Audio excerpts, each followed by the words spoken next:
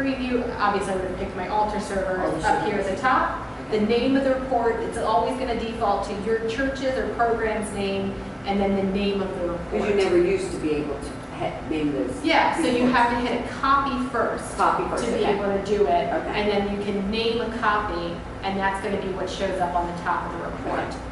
Okay. That's just Okay. One of the things that's going to end up happening with that is you're going to start to copy more things, you're going to start to add more things into the program, and this easy report section is going to start to grow and grow and grow and grow and grow. At the bottom of the screen, you have a button that says Reorder User Reports. If you click on it, it's going to let you do two things. It's going to let you rearrange the individual reports inside of here. It's also going to allow you to add a section name. So I could say that this section is going to be for my ministry reports, or this section is going to be for my confirmation reports. And I can now click any of these reports and move them up into that section. So I can say that altar server report should go into that one, and this is going to go there, and that's going to go there. And now when I look at my list of reports, I'm going to see a couple new drop-down boxes. So there's my confirmation reports, there's the one that was my ministry section, and I'm able to create this. It's going to affect everybody in the program, but I'm able to reorganize those reports so that my easy reports isn't holding 60, 100 reports that I haven't used in 2 years. They're just kind of under there.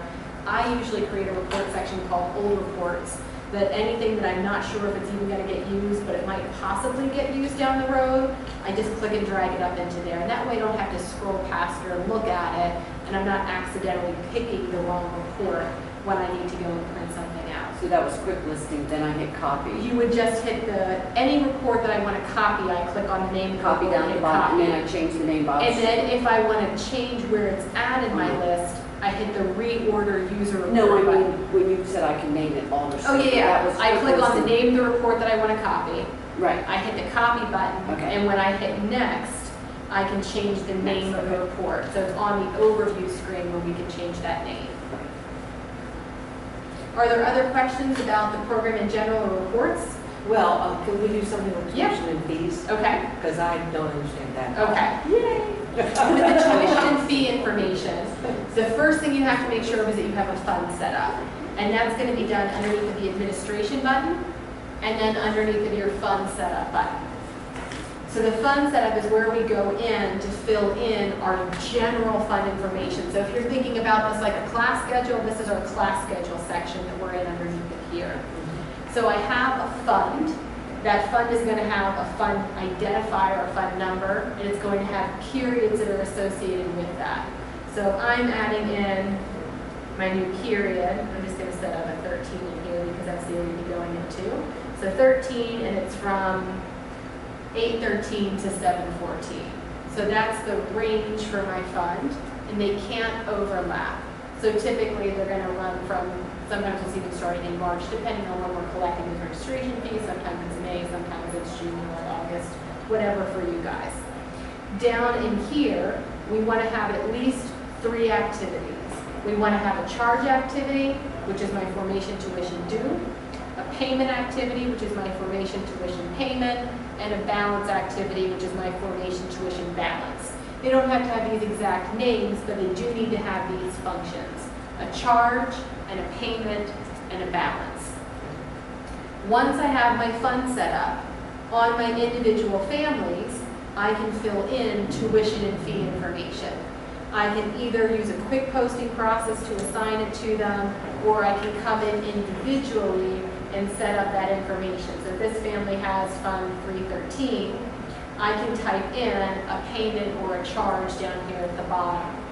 With religious ed, it's different from tuition, and that usually we charge them 1 fee at the beginning of the year.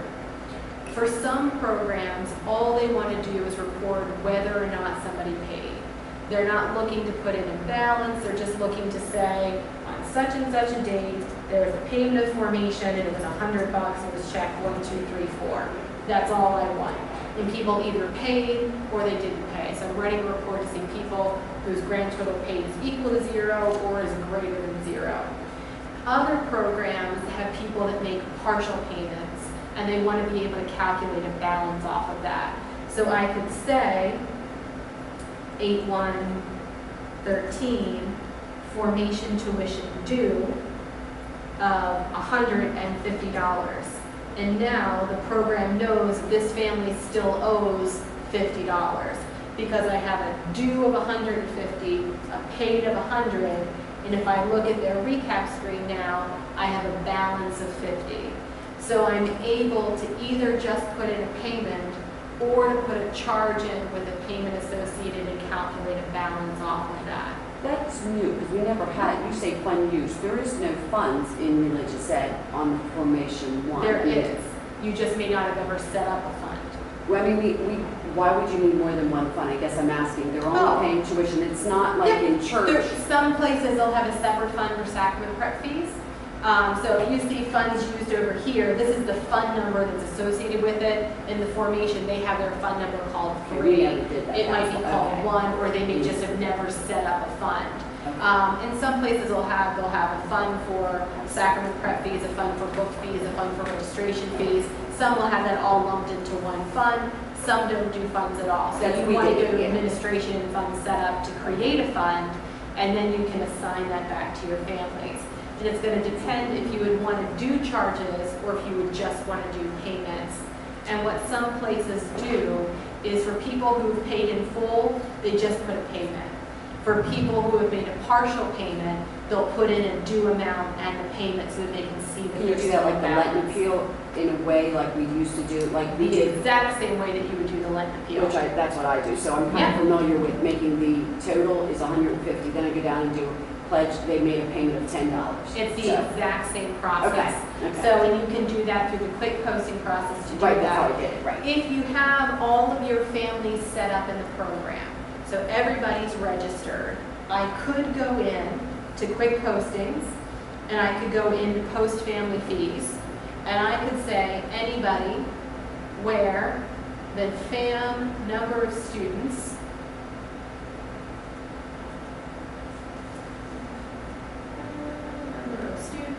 is equal to 1.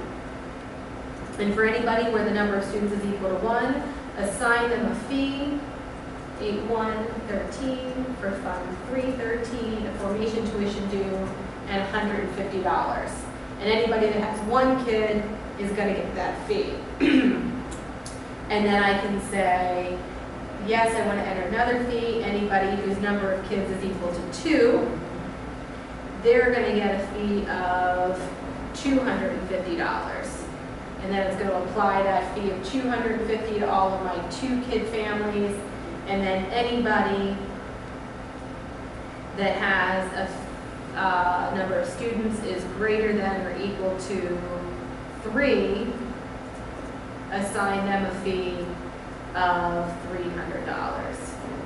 So I'm able to go through and do automatic postings that way, but that's going to be dependent on the fact that I would already have all of my families in there for the year.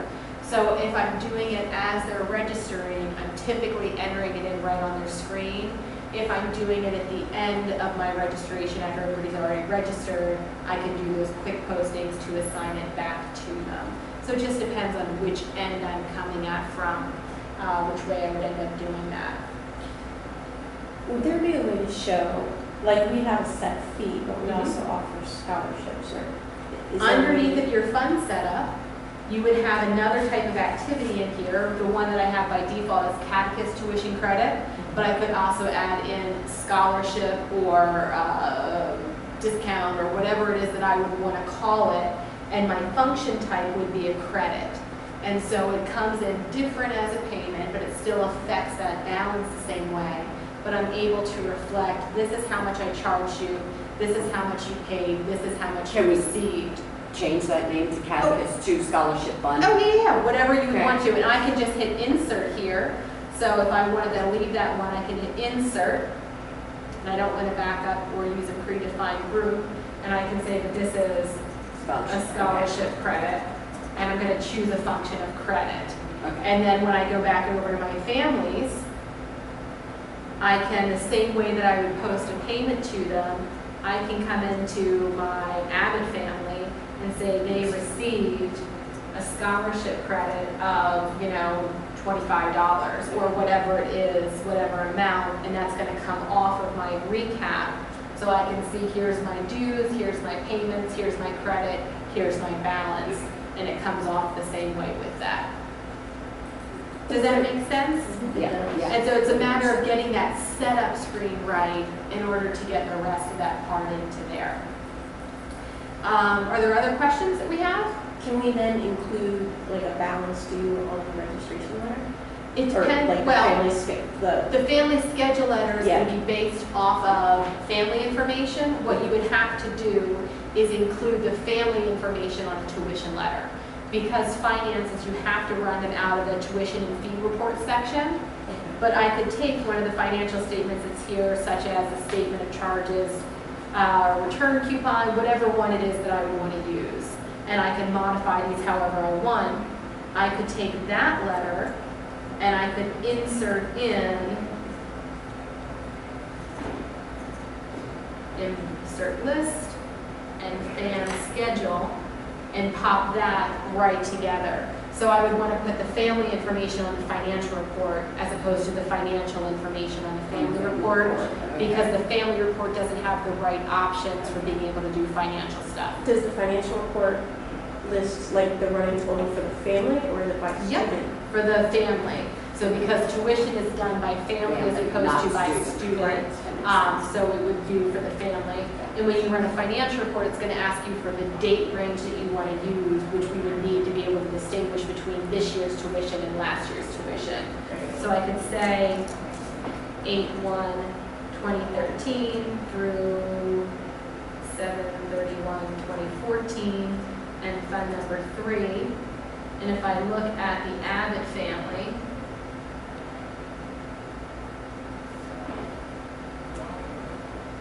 I would have my schedule information inside of there. And then coming down, there's my running total with all my charges and payments. And at the bottom, there's a handy dandy little coupon that they can tear off to send in with their payment. So we can kind of merge those So different that's what you pieces. just said, it's Yeah. like going Two to separate that, you papers. modify that and then you. And then I did you add indent the credit, insert I mean, list. the scheduler Yep. to the financial, Yeah. so it's best to stay on the. If we Well, I want think you said that was- anything with money, It has we to be- always want to right. be in the financial Okay. reports. But we Otherwise, can it's not insert going to work. Cool. So we can do those and make them look however we want Okay. and merge them together. We just remember if it's money, it has to be a financial Yeah, okay. report. So, Got it. any other questions? Is there a way to keep track of fundraising? Like if we were thinking about doing fundraising efforts? Yeah. So if a family does a fundraiser that's separate from tuition, You could set that up, couldn't you, as a fund? You can set it up as a Make second another, fund. like, number 2 fund. Whatever set it up number as you a want fund. to do. Yeah, so you can do funds lots of different ways inside Yeah, of just here. like we do on church, we add different Exactly. funds and stuff, yeah. Yep. Yeah, because we do something called Emerald Earnings, which the school runs, where you buy the cards to take to Applebee's or someplace, Walmart. Well, that's And, great. and, Yeah. yeah. But we give them credit, Mhm. and so we could put Well, you that would in. just add an activity that That's we call right. script credit or whatever to Okay. a tuition activity, and then Okay. it'll line item that off of the tuitions that we've charged them. Okay. Okay, and again, if you have questions that come up and you say, I know I can probably do this, how do I do it? Call me, email me, fax me, pigeons, telegrams, whatever you want. My dog would probably eat the pigeon, but whatever you want to do with that, we're more than happy to help. And if you can't find a report, we can always make one for you. So if you come across, you say, oh, I want to have this family schedule on with this, I want it to look like this, just send me a sample of what you'd want that to look like. All right.